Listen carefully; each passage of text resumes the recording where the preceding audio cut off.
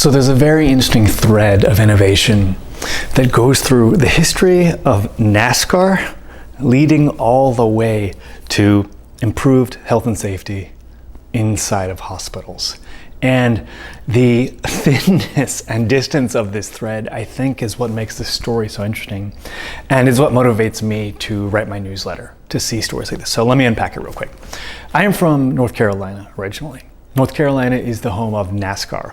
Nascar is stock car racing. This basically means taking, starting with the original version of a car and then souping it up and then having it drive really fast and turn left.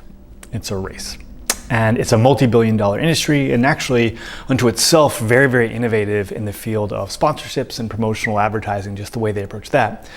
But the origins of NASCAR are kind of wild. Specifically during the Prohibition era in the United States, when alcohol was made illegal, well, people in the South, they wanted to keep drinking. So they made illegal stills where they were distilling all manner of spirits, whiskey, kind of all different kinds of things. But when they were making this illegal booze and distributing it around, well, it was illegal. So the cops heard about it and came after them. And if you were a rum runner, which is the fancy term for a bootlegger, someone who is making illegal alcohol and distributing it, you had to be able to outrun the cops. The cops had their own cop cars that were pretty fast. So these people in the South started souping up their cars, tuning them, learning how do you make a car go faster. And they were able to outrun the cops a lot of the times and get these kind of thriving illegal alcohol businesses going. Now, this was the beginning of a long culture of souping up average cars and making them really, really fast, which led to NASCAR, this amazingly huge corporate empire, but around racing, right? Very, very profitable and a real feat of engineering on a regular basis. Now, I think it was the 90s, there was a surgeon named Atul Gawande. And Atul's thing was, he was a very he got a little bit political, but he was a researcher trying to improve healthcare and hospitals and how hospitals can be safer and meet their mission of helping people become healthier. And he's seeing that there's lots of errors happening inside of hospitals that are creating unnecessary deaths. And he starts looking outside of his industry, which I think is a really key theme, right? A lot of times there is a wealth of knowledge inside of an industry, but it's really powerful to go look elsewhere. And he finds that one industry in particular has something very, very interesting going on that he has a hunch that the medical infrastructure could learn from. And he's looking at NASCAR, he's looking at car racing. And what he's studying is the pit crews. NASCAR, again, they're driving fast and turning left.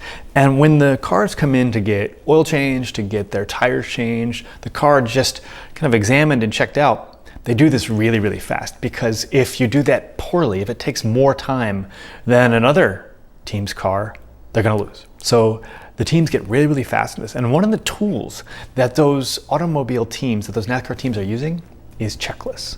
They've heavily depend on checklists to let them know what order to do things and how to properly approach them. So Atul Gawande sees this, says, you know what, I think we could try something like that in the world of health, and it's revolutionary. What it does is drastically increases patient outcomes and safety outcomes for a hospital. So basically, this thread of innovation here is a long, long time ago, people in the South are trying to outrun the cops because alcohol has been made illegal. And you can see this thread here all the way to better safety, more lives saved, receiving better care inside of hospitals thanks to checklists. So innovation comes from a lot of different places you wouldn't always expect.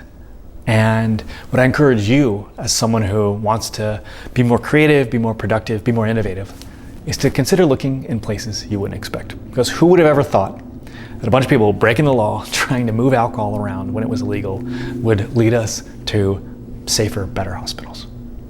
All right, if you want to join my newsletter, it's at camhauser.substack.com. It's called Learning from Rulebreakers, and I'd recommend you subscribe if you like this story.